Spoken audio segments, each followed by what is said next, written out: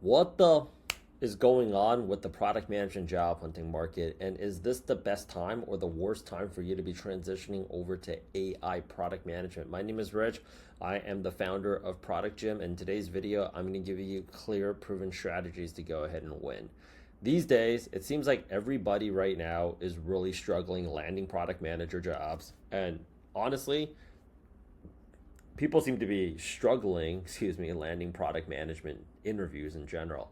When I'm taking a look at YouTube right now, there's just a lot of negativity of like what WT is wrong with the current job market, WTF is happening to the tech job market, I'm cooked. And there's a lot of just very, very negative news, but I don't think that's helping out anybody's situation because in our program, we're helping people land multiple AI product manager offers. We recently just helped another gentleman right here land a head of AI product management role over there at Bloomberg. So, in all honesty, if you're equipped with the newest strategies, there really isn't a reason why you shouldn't be landing at least 15 to 21 interviews a week. And about, I would say, in our program, within about 45 to 90 days, you're landing about 5 offers. Having said that, though, let's talk about what are the reasons why nobody is getting any interviews, period. Interviews right now are all being generated on LinkedIn. If you're not on LinkedIn sending out Loom video pitches or LinkedIn messages, you are absolutely not going to go ahead and get interviews. And I'm going to tell you basically why. Why are hiring managers posting up product management roles from Salesforce, Provi? This is actually posted up 3 hours ago from Asana, Grata. I'm hiring like Mojang, not Mahjong, is looking for like a principal product manager lead to join the Minecraft creator team. Companies are still hiring. Hiring managers are posting directly on LinkedIn, and I'm going to go ahead and tell you guys why. Companies right now are utilizing, for the most part, I wouldn't say every company, but there is some form of an AI recruiter that is sorting and sifting resumes. This AI recruiter, to the best of my knowledge as a former tech recruiter, is not a very efficient tool compared to a human being, but it is a huge cost saver. So what is that? What's the friction that's causing that this is causing for like internal hiring? Well, I want to go out there and actually bring out this case study. Tinder just recently made a bunch of layoffs, and there was a time, because we've been around for 8 years, people just like the place to be was to get a product manager job at a dating app for obvious reasons. It's fun, right? And I think it's a product that even people that are transitioning to product management can speak to, and there's not that many apps. So you would either hire somebody from a competitor, and people that left a dating app are not exactly trying to jump back into another dating app again, or you can go out there and hire somebody that's transitioning in that actually uses the app and can go out there and provide you with a bunch of feedback. Tinder made a bunch of layoffs along with a bunch of other dating apps. They also made a bunch of layoffs, bunch. Well, why is that? Well, when they decided that they were going to create an AI dating avatar to communicate with another AI dating avatar, it's AI to AI, which absolutely doesn't work. And that is the challenge that you guys are running into right now. Meanwhile, my folks are averaging 30 product manager interviews all week. It's insane, right? Because you want to know why? You got to go ahead and you got to get to the source. For starters, number one, you have to get to the source. Number two, how do you go ahead and convince any one of these champs that you are worth their time to go ahead and interview with you? The next thing that you do is you got to send out a really good LinkedIn message, or you send out a Loom video.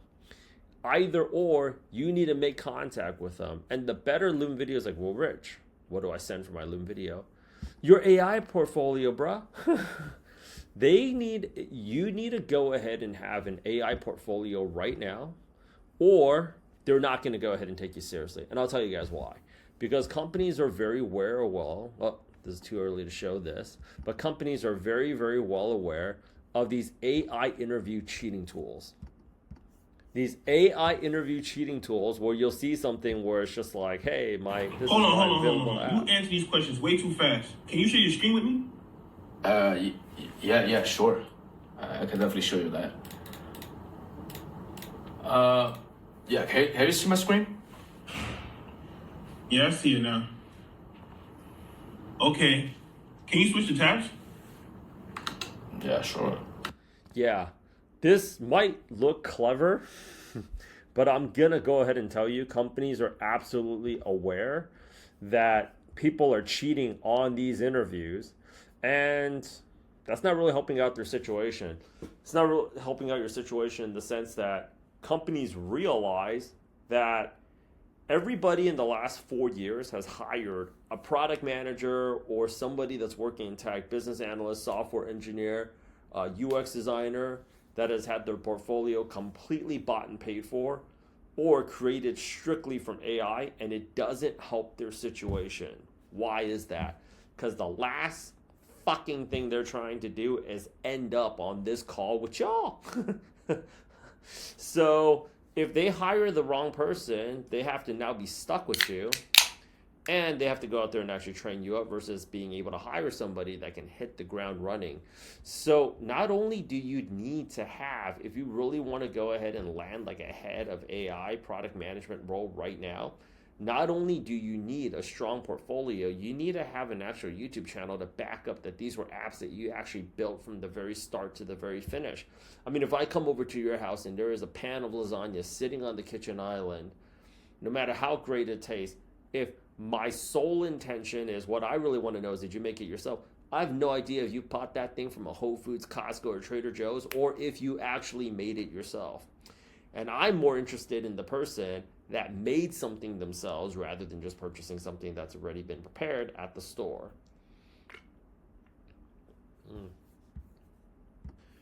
Having said that, if you want to go ahead and secure product manager interviews, apply late.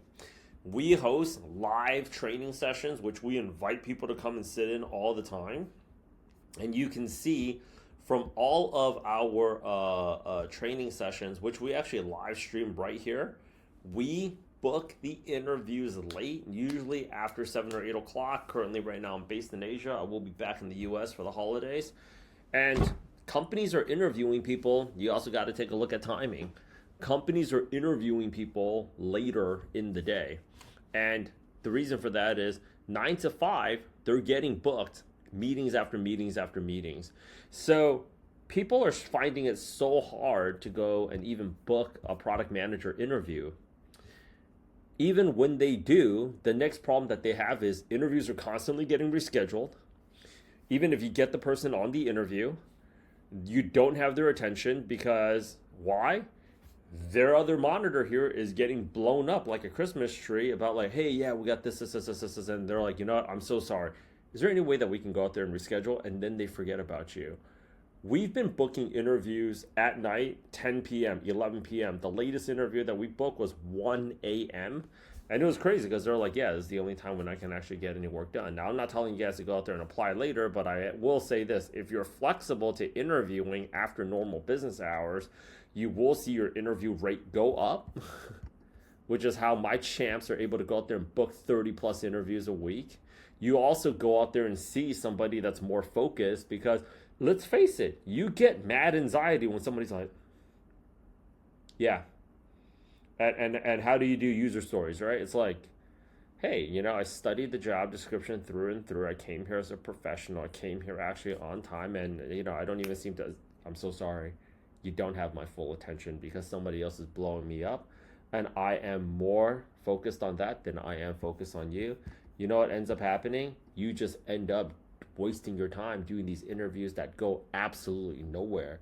And it's awkward because they don't feel excited to rebook you. But meanwhile, it's not like you really got rejected because you didn't get anything wrong. So you're just left in limbo. That's not good.